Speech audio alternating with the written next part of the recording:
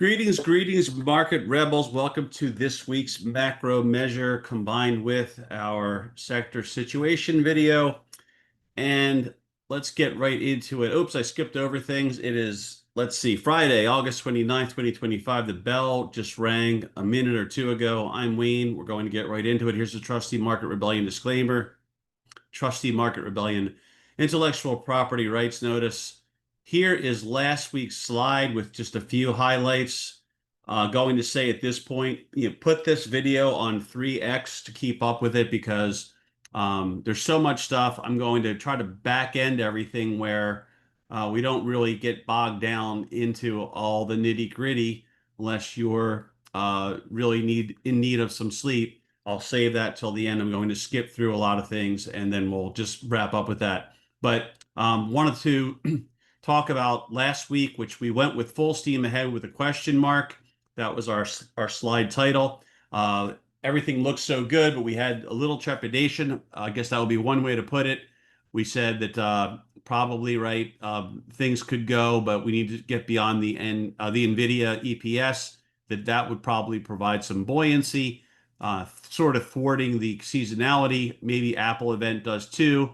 Maybe we're hearing as of cocktail hour today that there could be bigger stuff than there has been in the last several years. So hopefully that's true. Anyway, I'll skip down to the fact that things were stellar. I'll skip down to TEM and GDXJ.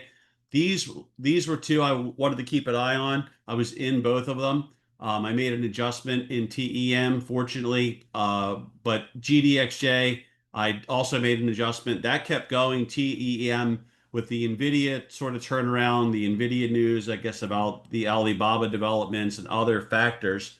That obviously was the big story to end this week. And so one of these things fared fairly well. The other one really got hit hard.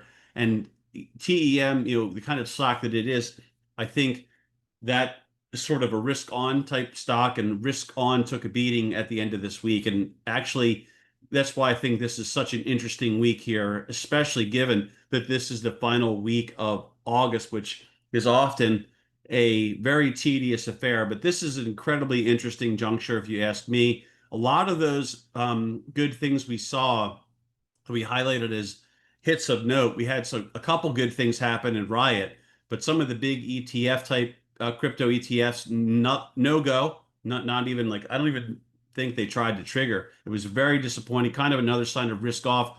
IWM popped a little. I want to talk more about that again this week. To me, like this is the big one to keep an eye on. If you are a bull, I think you should keep your eyes on IWM for the long haul.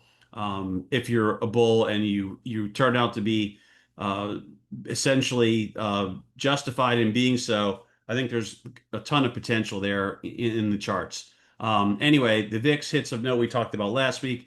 We talked about that technical nimbility predicament where we have to be nimble. And I think it's worth noting that we didn't get that push, which we did start making a new high and there was no push beyond that, right? So that's not a good sign, right? When you start making a new high, you really want to see it appear that it's tough to get in. And because they're just bidding it and bidding it and bidding it.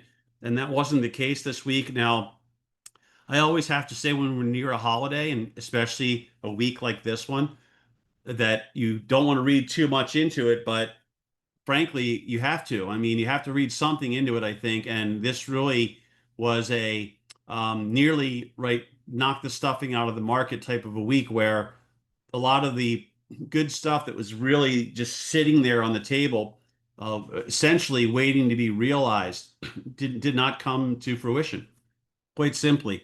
So that's that. We had the when it won't sorry we had won't matter until it matters as our acronym, and maybe some things are starting to matter. Maybe some news finally did matter here.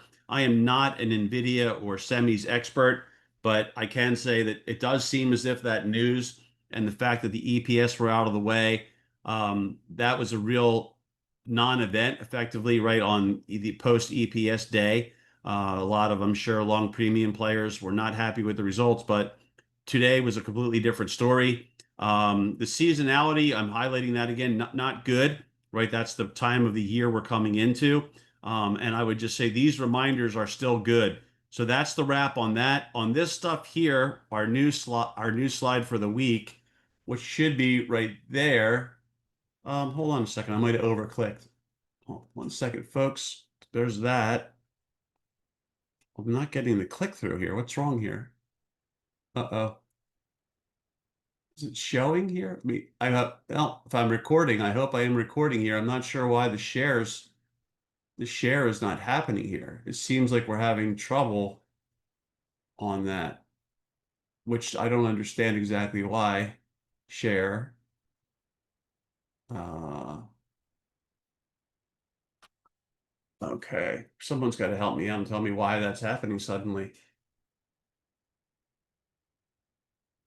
All right, let me pause this recording. Okay, well, I am back and I'm not sure why, but I could see that there was a hiccup in the share for some reason.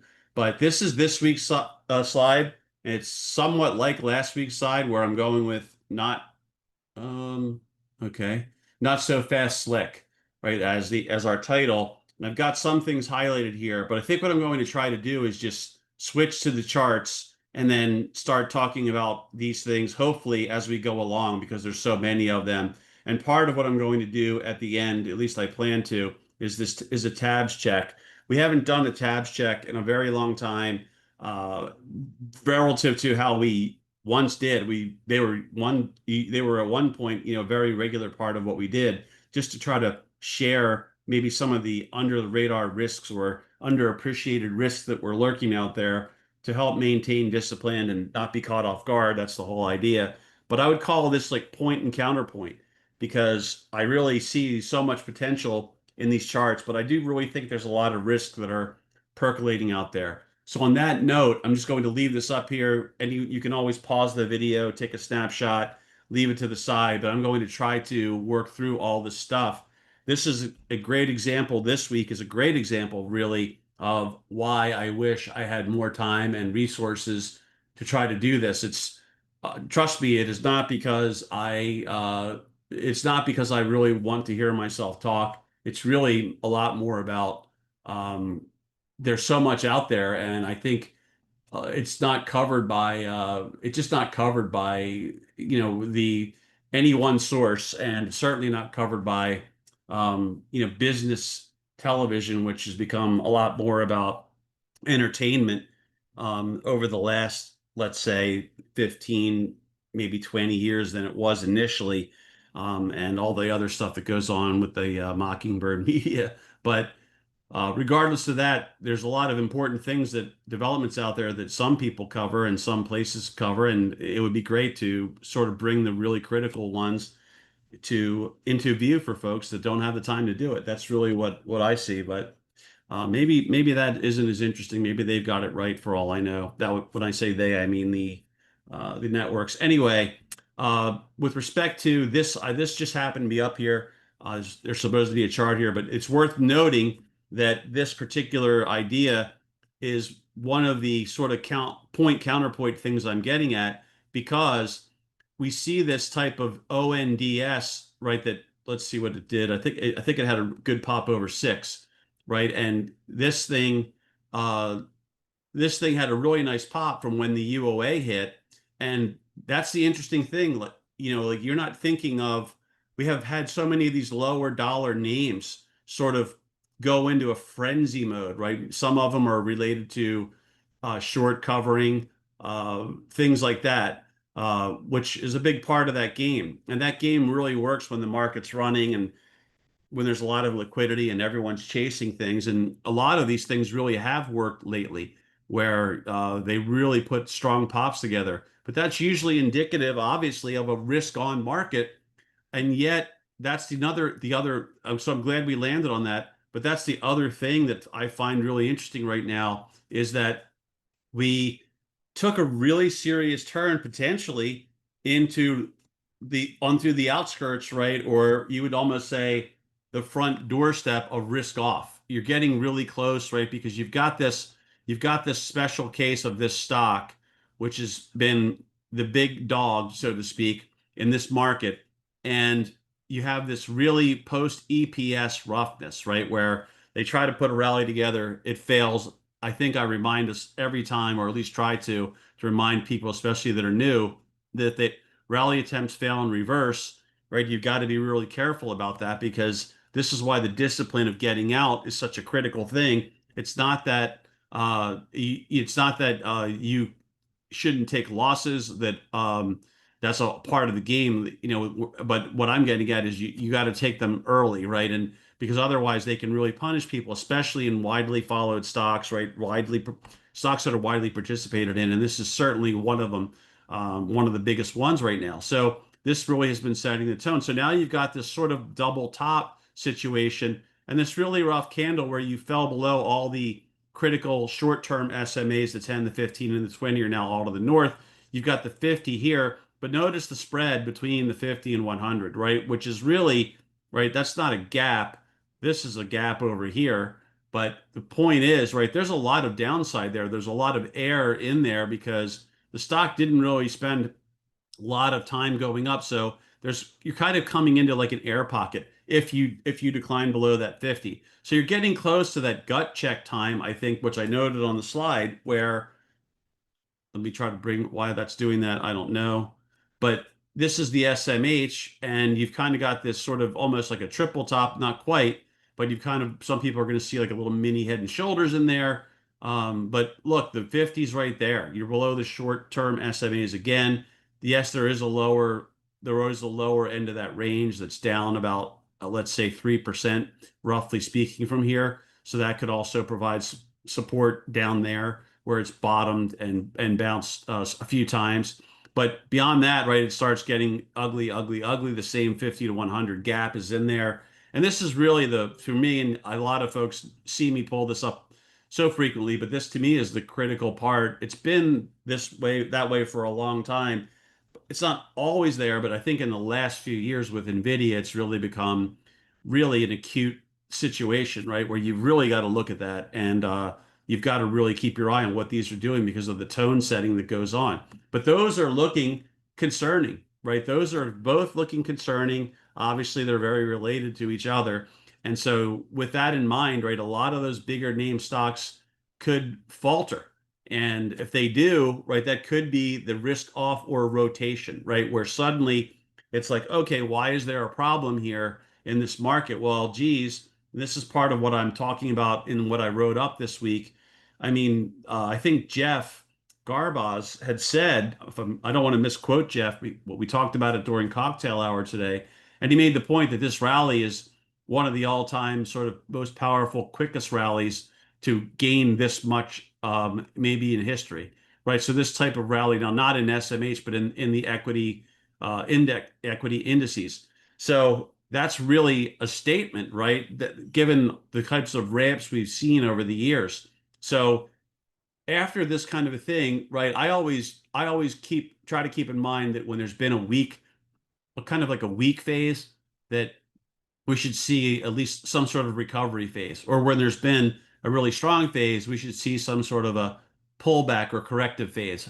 And that does alternate a lot. You'll see how on long-term sort of uh, long-term tables, you'll see where a lot of really bad months are followed by really good months, and a lot of really good months seasonality wise are followed by really bad months because things become stretched too much in one direction.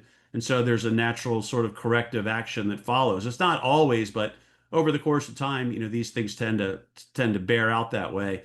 But anyway, so I don't think any of us that have been watching the market closely this year, especially since those spring lows in the market, in I think the market was early April where you saw your lowest lows, just like maybe here with SMH or right near there. And so this type of a bounce is extraordinary. And the fact that you could give some back when the seasonality of the market isn't all that good, that is really not a stretch, right? That is not a stretch. So that's what I'm looking at, and that's what I talked about on Cocktail, where you all know, I really think things look stellar last week to the point of which it was like, this is almost a little worrisome because it looks so great. The potential's there. So that's why we kind of went with not so fast sport and all those kind of lines, because it doesn't really make sense just to keep going up, up, up and away at this point in time. And as I noted on the slide that I've now taken off, there's a line there where I've got the bottom line game plan, which I'll jump to, which reads, right, odds favor it becoming dicey. So that's what I think is normally happens in the September, October, let's say 2 month period. And I just think that makes the most sense given where we are. So with what we know now, which is what the acronym is in there, that's the scenario I think makes the most sense. And so I would say we really should have a 5% plus pullback um, over the course of the next few months. And then, right, you get a very strong rally to finish out the year. That would be, right, what I would expect. In terms of, I don't expect there to be a full-blown bear market if we do get the sell-off, but the selling begets selling. And there's a lot of people, I think, that are head over heels thinking that there's just no end in sight to this. And they may have gotten a little bit uh, over toasty. And so this, just like there's people that are underinvested, the market might frustrate that Yahoo gang a little bit here for the next month or two. Um, but one thing leads to another when the selling kicks in, and then it puts pressure on other players, and they have to sell, and then certain stocks they don't want to give too much back in, so they sell those and they try to rotate in other places. That could be what we're about to see. I just have to throw that out there because we've seen it so many times. To me, it makes sense that that would happen at this juncture where certain things became not so attractive on a valuation basis, and other things have lagged. For example, IWM has dramatically lagged. There's a lot of companies there that have dramatically lagged, and maybe that area and other areas that have not done well start to get more of a bid as players that have done very well this year, especially since early April, decide to rotate money from one place to another and set themselves up, right, maybe for the next phase of the bull market that we've been in for the last 2+ years. Let me see. The final comments are that on that bottom line game plan are that meaning, right? In other words, one thing leads to another, meaning the news drivers emerge are likely what determines how far we sell off. So I've got tabs saved for that. We're going to have a really wild tab run through that's very long, but I'm not going to spend much time on each tab. And you'll see where there's so much out there that I think you'll see this, that there's so much out there that you just have to realize that like there's really good arguments that we could just go, go, go. And there's also good arguments to say that this thing could be undermined quickly. And that's leaving a lot of, let's say, murky stuff off out of the discussion, right? Off the page. So, but you have to be concerned about this because, right, you just haven't seen the strength. A lot of the gang loves to point out compound divergences, right? And this is, you can see right here with your RSI, if you want to use the MACD, whatever you want care to use, you can plot it. And you can see how the momentum just continues to wane ever since, right, this area in here. So a few months ago, we were really reaching our best technical momentum as per the RSI. You've continued to grind higher as you've lost momentum. And so that you get the compound divergence. And let's face it, right, you could see more of a retracement. You barely have given anything, as of yesterday, you'd barely given anything back. So if there is going to be a sell-off, assuming there is one, right, I think I'm looking at it now with what I know now, probably relatively reasonable sell-off if one does occur. And you would adjust your take on it depending on what news is driving it. So if there's a banking crisis and we have a financial system crisis that develops, that could obviously lead to a lot more. If it's something where typical Trump type news where he's arguing with this group or whatever, it's more tariff arguments that rattle the market a little bit and provide a rationale for players to sell and rotate. That probably ends up being more mild, right? But at the same time, right, there's so many things that could happen. So we'll talk about a lot of those things, not all of them at the very wrap of the video. But I think this is the key thing, is that this leadership area is looking vulnerable. And when you look at SPY, it's going to look the same, right? Where to a degree, where you have been continue to go up. We kept saying, right, you're still in the channel. We said we thought that all things being equal, NVIDIA would keep things buoyed. Let's try to get a better graphics here so you can see this better. But this is what we were looking at. And so you came into the week after that strong Friday. They kind of took the stuffing out of that, but then they rallied into NVIDIA and all that kind of stuff. And then right today was really the pull. Now you could say, well, aren't you getting a little worried given right that we made a new all-time high yesterday and that right we just had one day of pullback. Now that could be true. If this weren't a holiday, I think I'd be a little bit more concerned about it. I have to discount the fact that it could be holiday type action. And yes, you are above all the SMAs. So why sound the alarm a little bit here?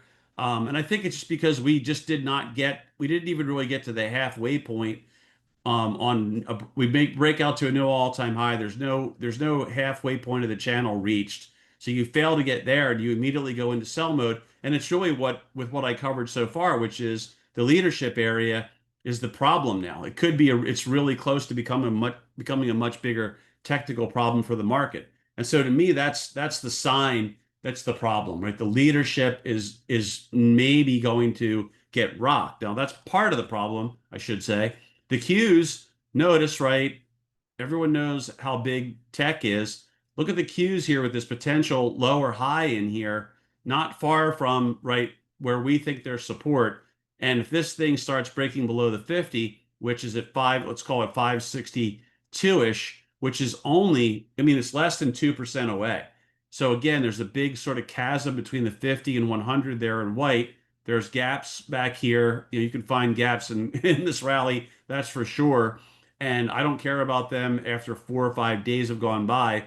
I just kind of ignore them unless we start going into something that starts to appear like it could be concerning. This to me, with leadership maybe on the verge of being lost, looks concerning. The fact that the spiders could not this could not match the spiders and make a new all-time high has to be at least a little short-term concerning. The fact that you're coming into the seasonal period and the VIX was really flirting with a 13 handle earlier at one point this week, that has to be concerning because that's the lowest level of the VIX we've seen all year. So I've got a comment on the slide about being lulled. I think that many have been sufficiently lulled at this point into ignoring risks that are out there, ignoring too many of the risks that are out there. And I'm not really, a lot of you know me for years, and I am not a perma bear. I'm not somebody who tries to always ring the bell at the top and say this is it, we have to go down. I try not to do that. As a matter of fact, I try to be objective. But my sense is that there's something there. I've been saying this. I feel like there's a lot of things out there. I don't know what, if anything, will emerge, but I feel like there's a lot of things percolating, and I just would be shocked because normally something does emerge. When you see all these budding risks and percolating risks out there over the course of my career, they don't emerge when people start pointing to them. They emerge far after that point.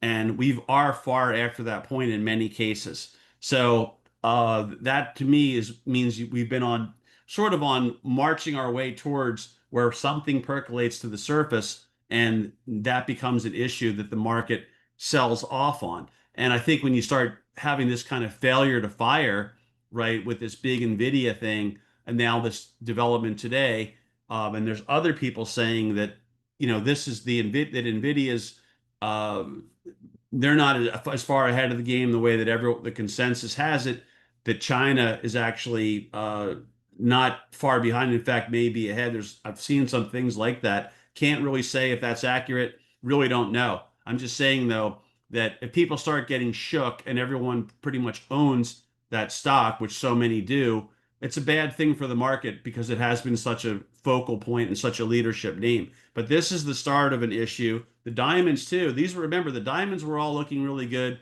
This is all hanging in there. So you really don't start to batter right things just yet. You don't start panicking just yet. But I really want people to be more focused on risk and first of all, let's go back. You're always going to go with the action and the charts as a short-term trader, if you ask me.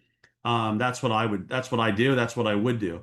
On the second hand, though, you don't ever really want to be late to the party when the risks are starting to finally be recognized and discounted by the market. And that's what I'm hoping to do. And this is yet another, right? We break out, and it was a feeble breakout versus last week's high.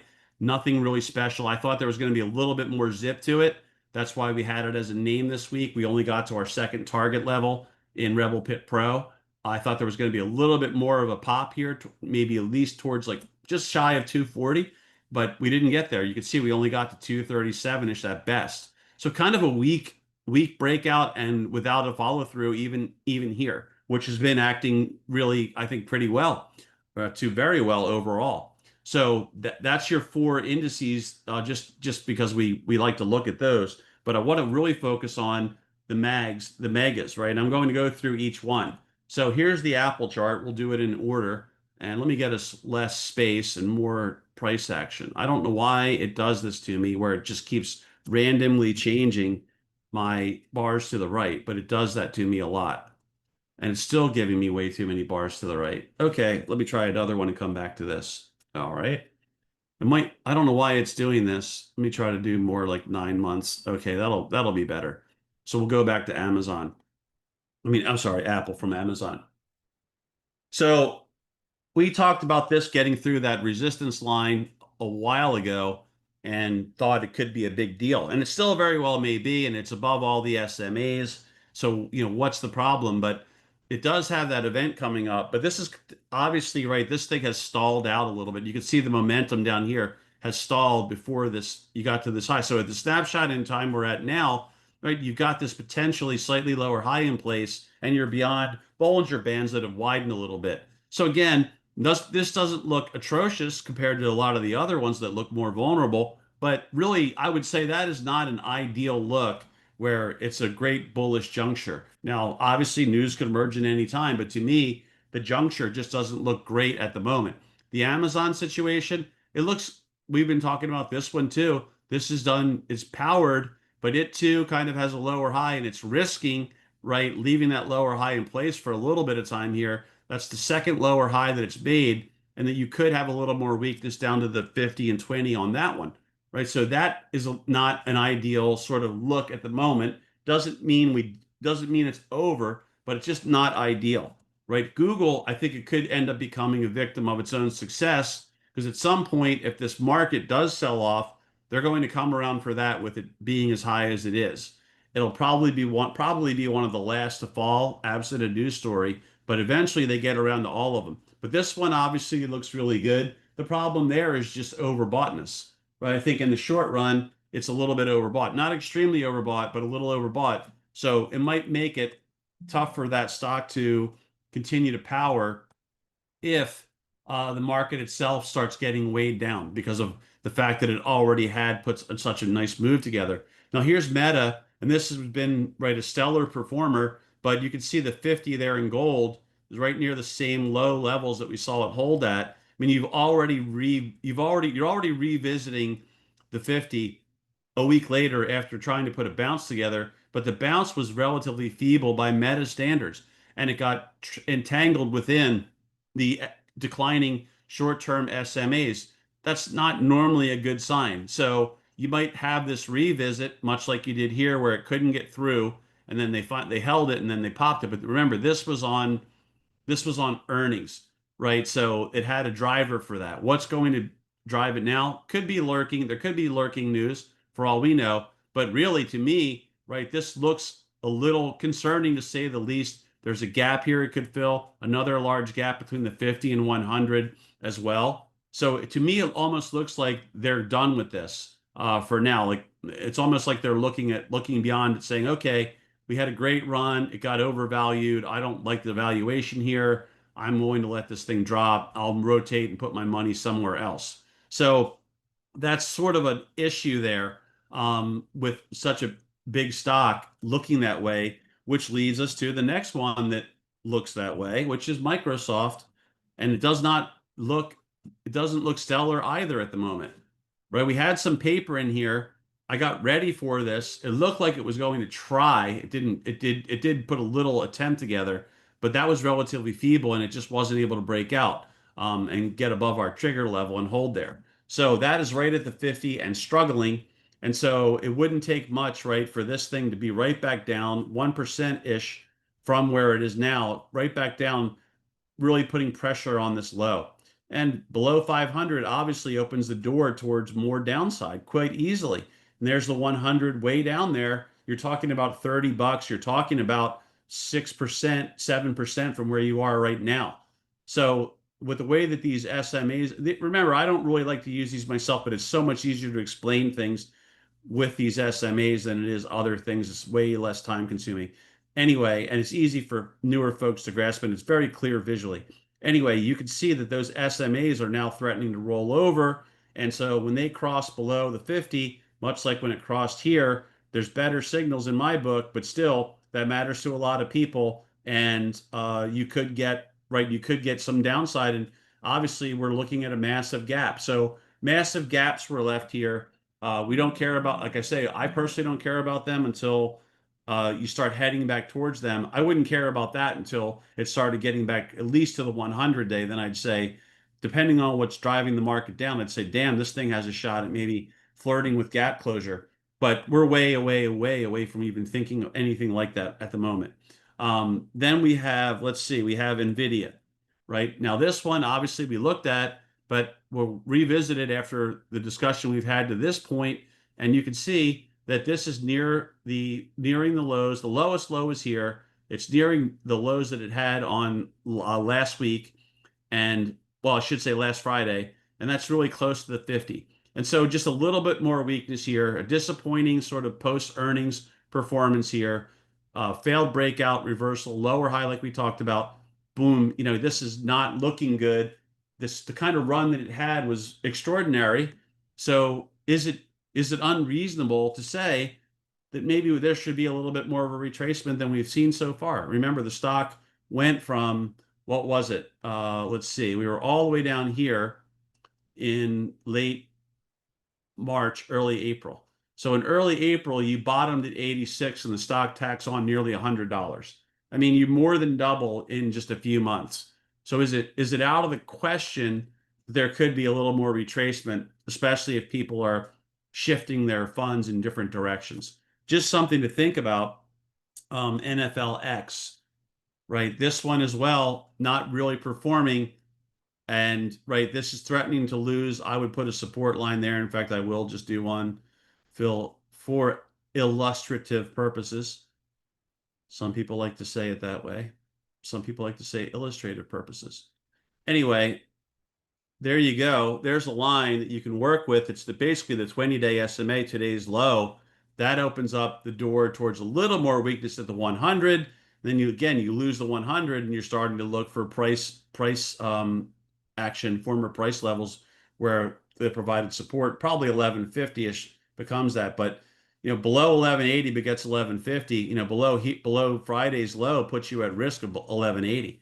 So not a good look, right, for that one. And then finally, Tesla, which we thought looked pretty good a while ago, put a couple of good pops together, had a couple of good trades, I think, in UOA Pro as a result. But right, it tried to break out and start exploring new environs up towards the top end of the 2025 range that's had since the lows. And boy, that was a retreat, right? It retreated right back down. So these, right, as a package, they all, if you look at it, I don't think there's a lot of things that look very good with the way they behave this week. And so it may drive people, I think, that are new a little crazy, but when we have to be able to say, look, objectively, right, what we think from week to week. Things were looking really good, but this week's end, right, wasn't a good one. It just wasn't. So the only hope that I have right now that is that this was exacerbated, that this poor sort of complexion and the turn for this poor complexion was exacerbated by a holiday impacted week where a lot of players just left for the beaches early to sneak that summer, a little bit of summer in before we start getting into fall. And lo and behold, that left right, a real vacuum of buying, right? There was a lack of buyers, and that's why we had what we've had. So that's why you have to be open-minded as well, because if that's true, then what we saw here, which does look pretty, I think, poor on balance, if that's the case, it could all get erased quickly right next week. I don't expect that to happen. I'm just saying, like, that could happen if that's what it was. So, or maybe it's a little bit of everything. We'll have to see.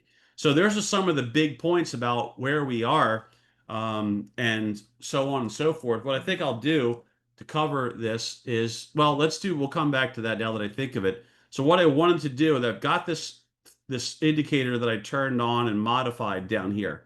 And so I'm going to bring up the IWM chart just because I did say I would talk about this, and I've been sort of beating the drum on this. And I'm not really a drum beater, table pounder, but this is something that I did for a few years ago on the precious metal side, and just because I think these are really important things, so I really want to harp on this because if we do end up ultimately where we're not at any real risk, we're just maybe going to get a garden variety pullback in the next few months, as we're thinking we could see, and then we just resume the bull market and we start really powering.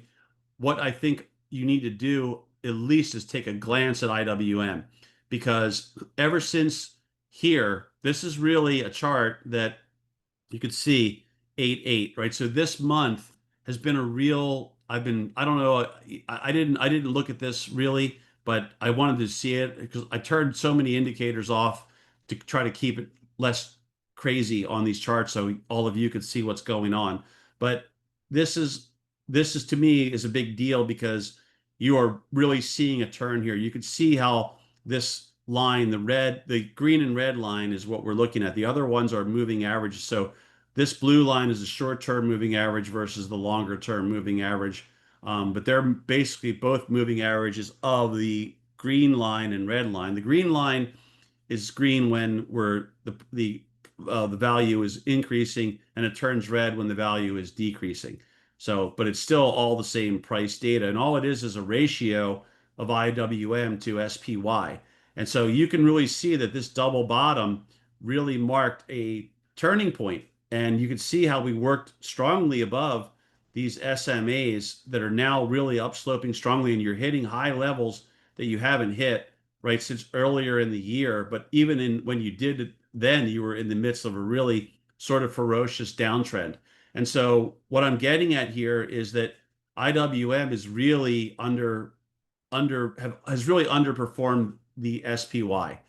And if this turns into a legitimate bull market, then and Wall Street, I'm sorry, and Main Street finally gets a little bit of its due relative to Wall Street and corporate America, which have gotten, that's why one of the reasons I think we're in the predicament we're in is that the performance of the biggest of the big dogs has been favored by not only investors, but by the government and so on and so forth for so long. And it's really to the detriment. What's happened is obviously to the detriment of, at least for the last 25 or 30 years, I would say at least, has been to the detriment, if not longer, has been to the detriment of the regular, Jane and John Q, essentially Main Street. And so it doesn't mean IWM has always underperformed, but it really has. But if you look at the charts now, as we've noted before, with this particular IWM plane alone up here, you're looking at an inverted type of head and shoulders there. If you want to go into a little bit more of the uh, if you want to look at it a little more with a little more detail, there's sort of a cup and handily, if you just take the more recent data, sort of a cup and handily type thing happening here. We've seen this before. This was in the precious metals. We talked about it, I think, 2+ years ago, is my recollection. And you can go and see what happens when these patterns fire.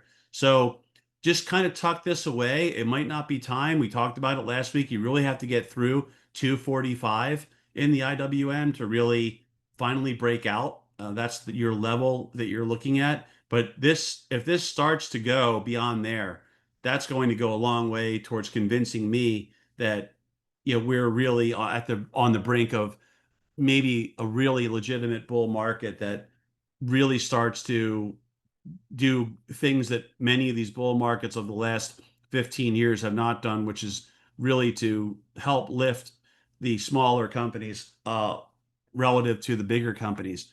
So that would be really welcome, and I think it would be great. And there's a ton of performance potential there because of how undervalued these things are. We might even look at this down here where, let me see if I can do more like a 10-year weekly.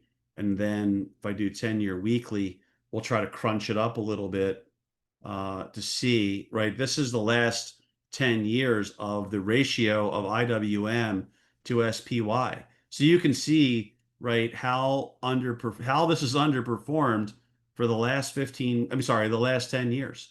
It's dramatic, and it's just been horrendous. It really got the worst that we on this view, right, recently. And going back even further, right, it's really, you can sort of see where that's sort of everything was okay here, probably due to the madness of QE and all that the government did post crisis. But ever since then, right, a lot of these bigger companies that are really tied in with the government in many ways have really, really just pulled so far ahead, and they dominate everything. They dominate, a lot of our lives are dominated by the big dogs. They've really feasted. But yeah, you could see this is really, really underperformed. So that could just be something that you remember, even if you're more of a fan of trading, or I should say, investing in large caps and things like that. There might be this really unique opportunity to see great outperformance finally emerge in IWM. So I wanted to cover that as well. The other thing is that let's cover the breadth and sectors so we can take care of those. Not that I want to give them short shrift, but I know that we're set up to go long. So here's our normal stuff, our normal 12 that we start out with. And sometimes we look at other things, especially SMH and sometimes XAU and other things. But basically, I'm going to try to not go too deep onto this stuff, but I just wanted to point out that the XLE, I think this is a really potentially really good sign that XLE could be breaking out and making a run, right? So when fuel is flowing and in demand, I mean, to me, that's a really good sign. I always like to see that when the financial lifeblood is flowing through the banksters and they're getting their illicit profits. That's unfortunately that's a good thing for the economy, but that's at a really close to a high or at a high that we made in the XLF. In fact, that made a high today. This is on its way towards the highest level we've seen, XLE, that is, towards April. Maybe it gets there, but that's a breakout and in continued improvement, right, mostly with higher highs and higher lows in another key sector. The XTN, right, this did have a nice surge last week, and which you could understand it chilling out a little bit, gave some back, but it's within striking distance of, and maybe has a little bit of a triangle that it's working of breaking out and up. So I'd keep an eye on that as a good sign if it does. And XLY, this also, other than today, this was hanging in there pretty good and it was doing very well. And you could see that XLP, which is, I would look at this as more as risk on, aggressive, bullish. This being bid up is more defensive, concerning, a little maybe potentially bearish. So this dropping off dramatically and XLF powering, I think, is a really good sign as well. Okay, and you have these XLI, the XLB, the Dow sectors really hanging in there. So the leadership areas, I'll just briefly touch on those. They're not too bad. They're not too bad when you consider everything, but again, you have to be concerned about, I think, mainly your tech, because I think that it's gotten overdone, maybe a little too concentrated. Too many people are long it. Everyone just keeps buying it, and it might not be the great value where it is now that it once represented, earlier this year, given the run that it's had, which is obviously dramatic since we saw how much of a percentage increase you've seen since the bottom. So with that in mind, right, you've got to sort of factor that in. But I don't want to belabor this. It's just that if you look at this, it doesn't look horrible just yet. It actually looks like I think there's just pretty solid improvement here on the sector front, which is why I'm still saying that overall, I think things still look in some ways quite good. Um, Now we just got to see if this will come up here. And here is our breadth screen. And I'm not going to belabor this either, but I just want to note that here's your advanced decliners cumulative average, right? So this is really making right or at or at least near or at highs. So it's not like there's this major divergence here. And as we said last week, there was a real comeback in the percentage of stocks above this, that, every Tom, Dick, and Harry SMA, really meaning the 50, 100, and 200 in your SPX, in the SPX or S&P 500, aka the Spiders ETF represents that theoretically. Anyway, those have not tailed off in this meaningful way where you're like, damn, that doesn't look good. And you're seeing the surge in new highs relative to new lows, like we talked about last week. So to really, it's very hard, I think, in this very basic view that we have here to say that the simple stuff that's sort of time tested to a degree is flashing anything horrendously negative.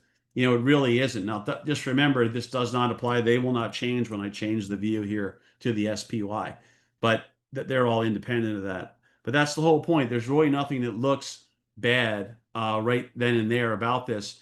I feel, though, that the chart itself is where it's gotten concerning. And again, the leadership factor, failed breakout, didn't really make it to the midpoint of this channel that I think it's operating in. And now, right, without that, it's sort of at risk of a reversal when we come into a really weak juncture of the year. So that's basically the general assessment on things. The VIX, I may as well switch us over to a little bit better chart, but the VIX was scraping along the bottom, right? If I go to this year's lows, we'll put a flat line right there. Well, actually, let me just make it a little bit easier for everybody to see. And if I put this really at the lows, you can see we were at the year's lows here on Thursday, I think. The lowest, the lowest low of the year was right there. Traded down to 1412, right? So it was almost nearing, because here's the year mark right here. It was almost nearing like I said, the 13 handle. Didn't quite get there. So this is something we've talked about. It's a very tricky thing. It's very tricky to trade. You've got to know what future you're buying your VIX options on if you're going out, further in time, especially and you've got to be able to anticipate how that's likely to react. The real VIX spikes that you see, that's the nearer term stuff that usually does that when the market, not to say that outer expirations do not elevate, they do, but not to the extent that you see here on this chart. So you've got to be really careful when you play the VIX options, because that's a little bit of a tricky spot to operate in. But as I said, if you think you can position yourself somehow to own some volatility in the right places and sell some other volatility in the right places to offset it, then go right ahead and maybe get yourself some that maybe takes you out beyond October. So you own something beyond October in whatever stocks you think may be vulnerable. That's a question you need to really raise with Greg and Ryan during a webinar, though. Ryan can cover that really well because he's pretty adept at using Thinkorswim to demonstrate that kind of stuff for folks. But right, this is a contrarian thing when you're this low, and you're coming into this part of the year. So that's why I'm saying this really sets up or makes most sense for something to happen now. Doesn't mean the market will do it. It's just that on the surface, it all kind of makes sense. So if you're going to say things are going to play out in a way that they do quite often, and Jeff Garbaz had some data on that, and it's pretty convincing that the SEP-OCC period can be rough. Now, usually the second half of OCC, I think, aside from when there's been crashes, the second half of OCC, you tend to start elevating again. But so a lot of the ugly stuff, normal ugly stuff, is earlier in the month, is my recollection.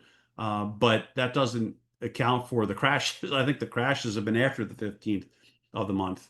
So that we've had, I think both the 87 crash and the 29 crash, I believe, were both after the midway point anyway. So that's that. So I think that's so I'm going to go through some of these points to make sure we covered them, and then we'll get into stuff. So yeah, so the one point I had was that we were really close to good stuff, but we didn't get the follow through, right? So, and as I said, that is probably due to seasonality and other factors, maybe the run we've had. We talked about the megas, we talked about IWM, we talked about SMH. Where are we now? So the first where are we now is we're nearing a rough seasonal juncture in which under-discussed, maybe underappreciated risks, charcoal swans, in other words, things that maybe I know about, maybe you know about, but not a lot of people are focusing on, that those could emerge in what many see as an overvalued market that's ahead of itself, even if things are about to turn strongly positively in the economy. So a lot of people do think that we're just, despite maybe being bullish, they still think it's still too far ahead valuation wise.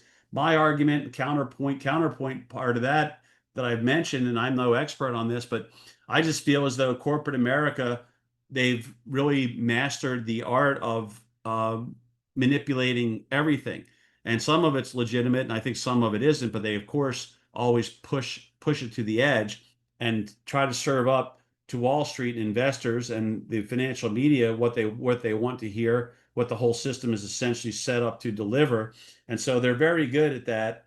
And hardly anyone really questions some of the sleight of hand maybe that goes on at times. So the music just keeps on playing and everyone keeps on dancing.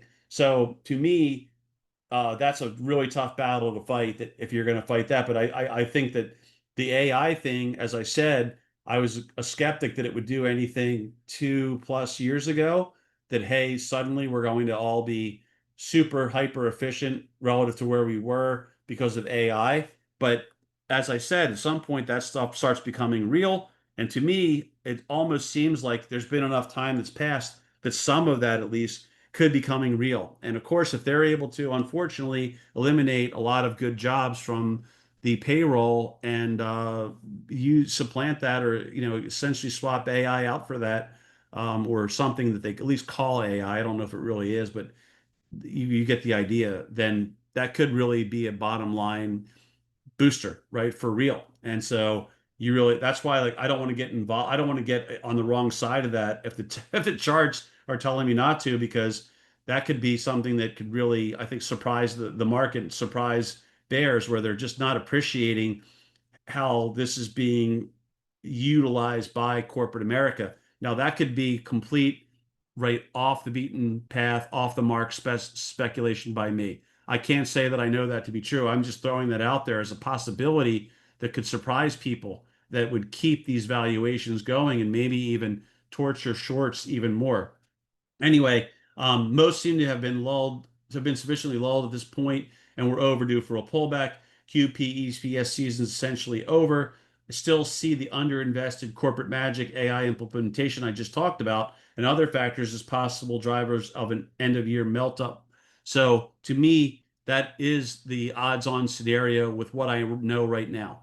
And I'm willing to change on a moment's notice when new news emerges. But with what I know now, I feel like you're just looking at a corrective phase that should happen over the next 2 months. Whenever that starts, I don't know. It looks like we're on the verge of maybe one now, but who knows what next week brings. And then from there, I still, if it doesn't get atrocious because it isn't something really, really bad, I think that they're going to, if they keep this to a 5 to 7%, like Jeff Garbaz mentioned, level pullback, that's what he thinks, 7%. If you get something like that, I think that's good enough to cool this market off, allow rotations to occur, and repositioning. And it frustrates people that were expecting more, and then they get the music back online, and everyone starts dancing again, and then it just starts reaching a fever pitch if right the news cycle doesn't unwind the whole thing. So that's that. So where are we now? We're at the advanced stage of a rally that's finally under pressure after not jamming that. And we just have to mention the holiday behavior. We talked about that. We already talked about bottom line game plan. Just a reminder on Trump being newsmaking. It could reemerge bigly, one of Trump's words, at any time, because I think it can. I think Trump's been relatively dormant by Trump standards. And I do think that Trump news could be impactful over the next couple of months, just because Trump doesn't go that long without stirring up some kind of a tempest. Anyway, that's the other reminder. Gold and SPY, excuse me, both right making new highs this week. So what do you make of that, right? Because that's not, there's a reason why, going back to it, reiterating, sorry to do it, but there's got to be some reason why gold is so strongly bid here. And I know profit margins are great, the greatest they've been for some of the big producers. So it's a great time in there. I wish we had seen more gold paper. At least we have a couple ideas in there and silver. But bottom line is there's a reason why so much gold is being bought. And normally you don't see that when things are wonderful. We talked about the charcoal and black swans. The charcoal ones are ones that, again, I think we know about, to some people know about, but many people just don't know or completely ignore them. Black swans are something really none of us really know about. And just as I said, never forget that we're dealing with sneaky bastages, right? So that's why, even though we would come into the week hopeful, thinking there's a chance that we push, knowing that you've got the NVDA thing happening, right? You have to always really be on guard and do not let them do what they did again this week. So that's really that. What I might do just to wrap up is cover some levels just verbally here. I'm going to go with the 20-day being a big deal at 640 in SPY. And your next level down, I'm going to pull our, which is going to really dovetail. Oops, let me see, escape. That's going to dovetail with our 20, but it's going to be really close. I'm going to put this over here, kind of like that, and that's going to be right near there. So 640 is a big number. Your next level's down, probably have to go with right there near those lows and former highs and where it's sort of respected. So somewhere in there, it's going to be, that's a close level right there. Probably going to go with a high off of this candle as a good ballpark. So about 633. So 640, 633, and then 630 here with the 50. And as I said, something as obvious as the 50, say it all the time, make sure that you bid a little in front of that for your puts. I'm sorry, for your or you offer a little in front of that on your puts, or if you're buying stock by doing some gamma trading or whatnot, try to always cheat a little bit in front of there, because a lot of people just always show up right near there. So you have to be a little in front of them if you definitely want to get filled near there. QQQ. Oh, I better talk about upside. Upside is going to have to be right the 650 level. So you get through 650, then you can start looking at the upside, upper end of this channel. We'd have to pull that in, right? If you get through here, you'll be at a new all-time high, and you got to start looking at that, and that's going to put you probably near 665-ish. So that would be my next level up there. Let's do that on the Qs. I know people like to trade these, so I think it becomes very obvious, where support comes in, and that's just going to be the 50 there. I think really that's the level. Now, Ryan probably has a couple of flat lines before this, but realistically, 562. Let's just round it off. So 1.5% lower there. Then you're going to have to fight your way through this high at 578, and then the final one's going to be 583. So those are your levels there. If you want another downsider, I'm probably going to go with this 555 right there. So I would say 50 SMA and then 555, which is simple nuts and bolts technical analysis. Nothing extraordinary here. I guess we have to go with the 237 high here, and then probably realistically 245-ish. You could say, well, what about this fib up here? If you want to focus on 243, you can. I think if it starts getting up there, like the 245 almost becomes a magnet in most cases. So I would, if you go to the upside, downside, you've got all your SMAs waiting for you. So just put your 10 on your screen, your 15, your 20 in the short run. And there's probably a little bit of 227, which is right below the 20. So you may as well use that. And if it got to the 50, that would be a pretty darn big move. So I would just, for now, concentrate on your SMAs right there. And like I said, your 237 has to be your first point, and then 245, because there really isn't much beyond that, really, to really latch onto. And then diamonds. We'll take a look at diamonds. Then I'm going to cover these tabs and we're going to wrap up. But diamonds, obviously, you got this high here. You got to work through. Then you're looking at, I think you're looking at, well, I shouldn't say that. I probably have to just take this down a little bit to get it to fit better for us. I'm going to still work on this one for now because I don't like the way the other one looks, and I don't really look at this as, this to me is not this amazing looking pattern. But let's hope that this was a holiday influence week and we come back and we have some good upside trading again next week. That's what I prefer to see. But you got to call it like you see it, and you got to when there's real risk with loss of leadership maybe happening on, especially with a news driver that the market at least took seriously for today. Uh, Kind of concerning. So you're going to come in. I mean, you pretty much can use your 10, 15, and 20 here and the 50. I mean, those are I'll just kind of expand on this so all of those pop up. You've got your 453, 451, 448, 444. Those are your downside levels. On the upside, I'm going to say, right, if you you sort of resume trend and you start to go, I think that between that one fib I've left up there and the channel resistance itself, I think the 465 level would make the most sense. So that's about 2%. That's about where we usually come in at 2 to 3% for where we expect things to go to on a weekly basis. That usually holds up fairly well, right? To have those types of expectations if you really get a pretty good performance out of something for the week. I mean, all of us, I think, would take 2% each week, right? If we could get 2% net each week after expenses, that would be good. Um, so that's that. So on that note, let me pull up the right group of tabs and you can go to sleep or whatever you want at this point. But I'm just going to hit on these quickly because we haven't done this in a long time. I wish I had time for this and I could show more of these things and even kind of explain more of what I think about them. Just little tidbits, nothing extraordinary insight. But anyway, there's been some serious insider trades over the last week, right? Where look at this, zero were buy orders.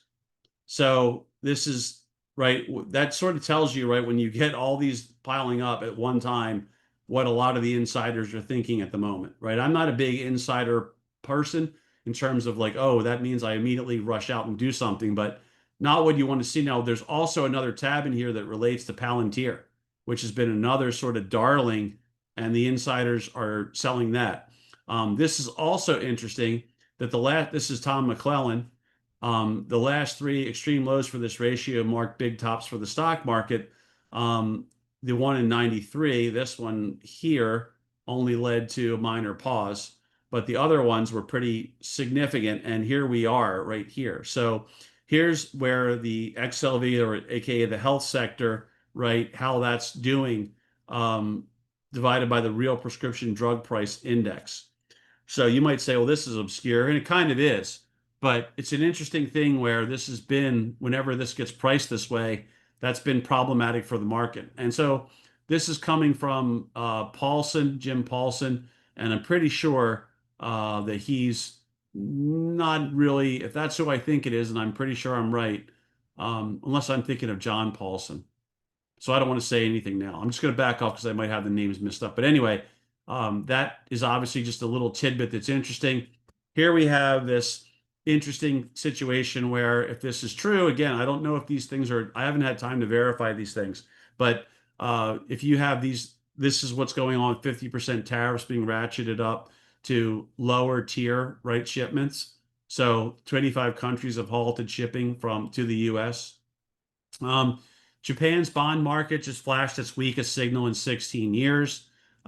This tiny crack could ripple into U.S., et cetera, et cetera. Right, this probably gets back to right the carry trade, and if the Japanese are having trouble raising money, the Japanese have to raise rates. That's a big problem for the carry trade. So they can't borrow cheap over there and buy here. That's supposedly been a real driver of the market over the decades. And I'm not involved in it, but I take it as sort of true because it's been publicized so many times, covered so many times. Not a good sign here, obviously, for Tesla, which the chart, we had the breakout. We had a couple, I think I said good moves, good little trades, but the chart's back near vulnerability land. And obviously, that's a big name. This is what I was referring to in terms of, right, the highest free cash flow generation ever. So that's very interesting, right? That while you're in the midst of this equity bull market, that's happening. Bloomberg is supposedly, which wouldn't surprise me, the Mockingbird media being exposed for what it is and what it has been for so long, how they've suppressed that NVIDIA is violating chip exports. So anyway, that's a story. This is very interesting where we are issuing debt and then buying our own debt back. So I've always joked around about this whole thing that, basically this make believe situation makes the world go round where all we do is pretend that the debt's really being bought. We add zeros to the debt and everything's fine. But it's starting to get, very, I mean, absurdist writer, absurdist filmmaker, absurd. It's getting that absurd. So whatever that's worth, I don't know. I've been thinking there's a problem for a decade, so don't listen to me on timing of that. Because if you would have shorted when I started thinking there was a problem, you'd really be in trouble. So I don't do that myself, obviously. But anyway, the largest drop ever in in the Conference Board leading economic index, lowest since the 1980s. So this is really obviously right at odds with what? Right, these are your recessions in red. So what's going on here with the way everything's been priced. Um, Here you go. This is another one on the Japanese yields. This guy's going, well, Albert Edwards, that's no surprise. I think people would consider him a perma bear. But anyway, he's making the point that these yields are really climbing and dramatically. And obviously, they appear to be doing so. And obviously, that could theoretically be a problem, at least in his eyes. I would think it would be a problem, but again, I'm no expert on that. Here we have some of the Palantir sales. You could say, well, that's chump change, and it probably is to them, but they are selling. The current bull market is historically strong. This is part of the counterpoint, right? Where you've got this situation where look at how well 75% of stocks in three or four cyclical sectors exceeded the 200 day. So that is really, to me, that's what we're seeing in the breadth and we're seeing in the sectors where that looks really good. So at this moment, I'm more of a believing that this is a good thing. I just have this impending sense of there's problems because there's so many other things pointing that way and the type of news that could emerge in the short term and the fact that we're due. So that's why I'm going with my most likely scenario effectively is a little bit of short term stress for this market over the next few months with what I know now, followed by right recovery and up and away would be my take at the moment. So this is another one where with the VIX shorts being extreme, right, that you could finally get something. And this to me is something that I do think is true, where when this does happen, where people pound volatility too much, the market has then weakened and vol has spiked. So again, I've hit on that the last couple of weeks, but in different ways. Um, the Bank of England is injecting liquidity into their system. Um, well, why? That's the big question would be why are they doing that? Let me see if I can move this out of my way. Why did they need to do that, right? Biggest gold trade in history. There's massive blocks of acquisitions happening, right? You can see this dwarfs 107 times larger size than average, right? So what's going on there? We've been talking about that. Vietnam's opening up this gold market. As if the big player, this guy's coming out with as if the big players all know something big is about to come down. Again, this is worth mentioning because what's up here, just a friendly reminder, if I haven't said it, I wish I had. We all want to get Ron Ianieri, our old friend. We all want to get a recording from Ron and just play it at this time, but it would be Ron doing his infamous roll, roll, roll scream at someone who he'd been working with. They were in a webinar and there was a bunch of people in the webinar and the guy was like, what do I do? I'm not sure what to do. And Ron got so frustrated after talking about rolling as much as we do and week after week, webinar after webinar, he just started screaming roll, roll, roll at the guy who I'm sure did not feel very good about that because Ron was a really good screamer. But anyway, this is what's right. This is where all the money flows. The ones we cover, you can see where all the money flows, and these things are just being sort of like automatically right, automatically bought practically, right? So it's almost like, is that passive thing and all the stuff that goes on, is that one of the culprits here? This is a little bit of a joke, but in a way, maybe it isn't so funny, right? Where there maybe is a case for this because this is so much of the bull case, right? Ostensibly, at least, a lot of people see it that way. So if that leadership area does start to falter, like we talked about, technically it's not far from doing that. Does that really create the conditions that bring about corrective action? Then we see something, the counterpoint with Russell, and luckily, right, we've been talking about the IWM, not the RUT, but the IWM, but essentially the ETF because that's what most people trade. But this is really an incredible thrust, right? This is one of the best thrusts, 822, 25. So this is sort of backing up what we're saying that, wow, like this could really be something, right? Because look at the performance 1 year later. Look at the performance 6 months later. Percent positive is very high. Percent positive, excuse me, is 80% of the time, and very strong performance where you get a 22% gain. And we've been talking about how undervalued this is right now. So again, just keep it on your radar. We have to sort of have a long-term radar and a short-term radar. My long-term radar at this moment still looks pretty solid, I think, but the short-term radar is becoming increasingly concerning. So this is another reason why stocks may continue to go, where there may just be a mild pullback, is because a lot of people are not really seeing them as a great buy, right? So the more people that really feel this way, the more these guys have a way of goosing things. That's been a big boring point that I've made over and over again now for most of the year. Here's another take on why things are grinding higher. And it's the old thing we talk about almost every quarter where the beats, right? If you were getting fair consensus estimates, it would be pretty close to 50-50. But instead, it's really 75 to 80 something percent consistently, which means, right, we know that everyone intentionally lowers the bar so that they can easily jump over them, and that's why you have 4 out of 5 doing so.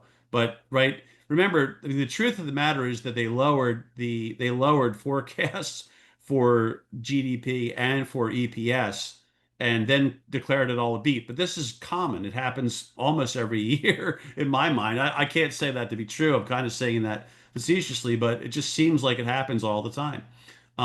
So here's the worst bear market in U.S. Treasuries. I mean, in modern U.S. Treasury history, right? Really ugly stuff. So they're wondering if there's a public debt crisis on the way. If there were a public debt crisis on the way, I would then revise my down 5%, maybe to 10% at worst, expectations, right? Because that obviously could really rock things. Silver miners, right? This is an area we talked about as well. You all know I'm in GDXJ. We talked about that last week. But anyway, yeah, I'm actually in other ones too. I'm long the physical of gold and silver. I've talked about this repeatedly, so I'm sorry I'm boring you with that. But look, this is just continuing to be a thing, and I think it's been a really good opportunity. So here's your fourth consecutive monthly decline in the Fed National Activity Index, right? So just another sign of, are things really that great? That's funny because this is the joke about earnings were much better than expected when you could see what the earnings expectations were, and then initially, right, and where they ended up at. Um, but this guy is saying that, right, we're at this all-time high. This is going to be brutal when we fall from here due to valuations. He's calling it worse than Nikkei 40 years ago. I don't I have no idea who the man is. That's his thing. I'm just using it to point out why some people think this is worse. Well, that some people do think this is worse than the 99 tech bubble, worse than 29, and what's followed when valuations became so stretched, which is why we should respect risk and not be lulled into, right, a false sense of stock market security. This is another counterpoint where the sentiment, right, is bearish according to Goldman. And so as a result, what do you know what that means? Right, we've talked about the contrarian stuff like that in AAII. And lo and behold, the market made a new all-time high this week and was buoyed by, I think, the holdup with NVIDIA and all that. But now that that's out of the way, it could be a different story. So equity positioning, according to JPM, is neutral, according to Lance Roberts. So this is you're not really overloaded over with this particular measure. So in some ways, right, this could really be an issue. Here's Marko Kolanovic, a very famous slash infamous uh, analyst, right? Really a top dog guy for many years on Wall Street, and he's chiming in saying NVIDIA is the ultimate market general. I didn't see this earlier, by the way. Down significantly again today. China will not be buying it. Will supply cheap substitute. Rampant AI rally drove current SPX all-time high valuations. It's over DeepSeek 2.0 moment. So that's pretty ominous right there, coming from if that really is Marco. I don't know if that it looks like it could be him.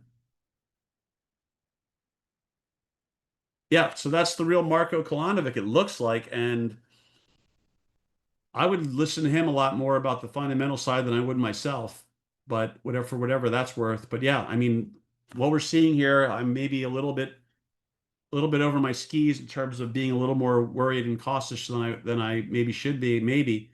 But I know I'm coming off that way. But I gotta express myself right truthfully, and otherwise I'm not really doing any service to anyone. Anyway, this just goes to show you how much of a friend. I mean, I love the fact that options are where they are these days and hope they keep going. But this is just gives you an idea of what kind of a frenzy we're in with people playing in the stock market these days, which is usually right contrarian sign. Uh, this guy is making the argument that if you bought the S&P here, your annual return for the next 10 years was basically zero. Now, this is an argument that gets made from time to time, but essentially what he's saying is the broader market isn't attractive. Here's Charlie Bolello. He's a pretty active Twitter guy, has a lot of good things that he puts out there, doesn't get into arguments with people from what I've seen, just kind of puts the stuff out there that's interesting and moves on. But yeah, debt stress is piling up. That's the bottom line. You can see how this is spiking. So something appears like it has to give here. And this is all the stuff that I saved this week that we came across. There's other things I left out because it's just too many tabs. But and here's your counterpoint where when you get this right when you're within this percent of a record high are quite bullish, where you just continue to go. Good hit rate, 1 month gain of 1%, 6 month is 8%, the 94% hit rate.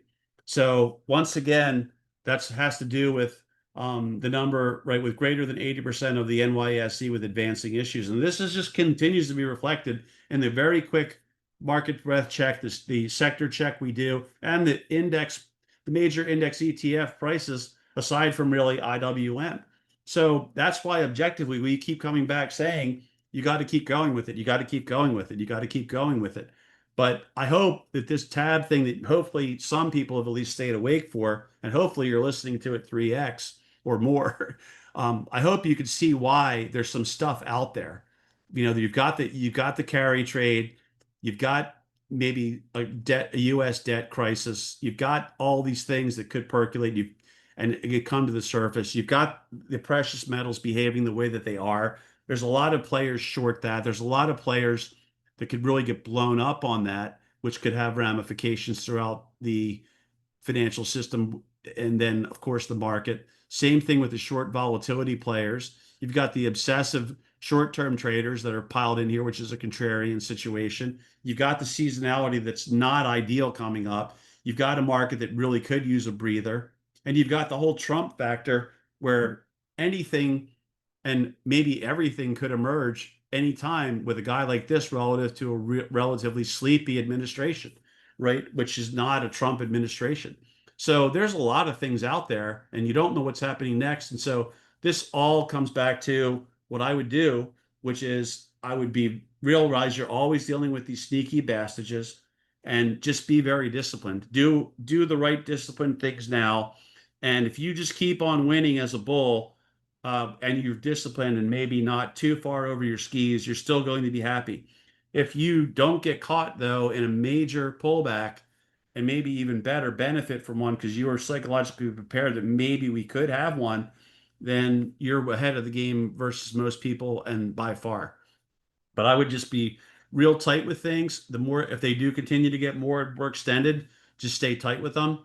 And not really, in other words, right, don't just leave 99 Delta calls in place day after day. I know you're going to hear different from other people, but I just think the environment has to be factored into your decision making, and the feedback loop started to shift a little bit here. So a disappointing finish on what should have been a potentially a nice burst to close out a month. But again, we don't want to read too much until we see a little bit of action, at least from next week when hopefully things resume. So on that note, going to wrap up, tried to put as much as I could into this to kind of bring the risk side of this back into it more seriously, but still talk overall that it's about how positive things really still could be if we get through relatively unscathed by with just a mild corrective phase in the short run. So on that note, I'm going to wrap up. I'm going to say I wish you all a very nice and safe and hopefully feels like a long Labor Day weekend that everyone gets to enjoy. And hopefully, right, we'll have some really good trading starting next week when things pick up. Wasn't too bad here to close out August. I've had far worse, far more boring second half of August than I did this time around. There were some really good little plays and some good big plays there in UOA. A lot of times it's very dormant. There's really not much to do. But this was a whole different story. And so hopefully that's a good sign that augurs well, as they would say, for the fall in terms of activity, where hopefully we get a rip roaring situation and we can really crush in a strong fall on balance. So everyone take care. Thanks for hanging in there. Hope this helps you out in some way next week or some week in the future. Thank you.